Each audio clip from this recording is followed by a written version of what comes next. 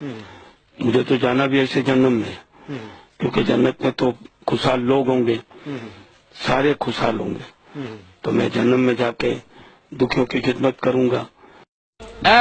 عبدالستار عیدی کہنا سی میں جنت تک نہیں جانا، میں جہنم میں جا کے میں جہنمیاں کی خدمت کرنی۔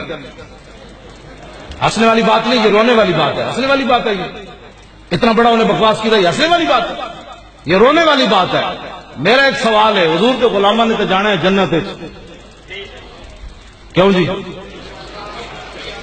جدھر رائی برابر ایمان ہوئے گا وہ بھی چلا جائے گا، جنہوں نے حضور کا نام بھولے ہوئے گا جبریل یاد کرا دیں گے، نہ لو تو وہ بھی چلے جان گے۔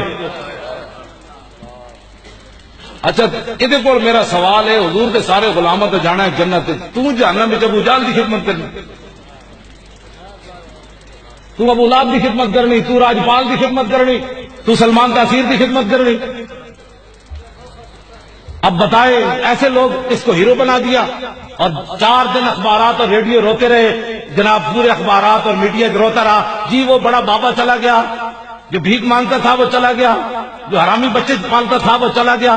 یہ بھی کوئی رونے والی بات ہے؟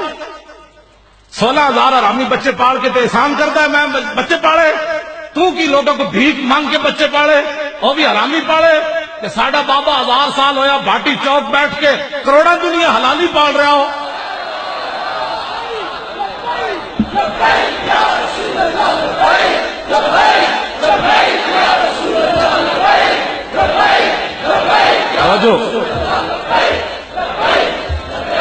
اس بابے کا احسان کوئی نہیں۔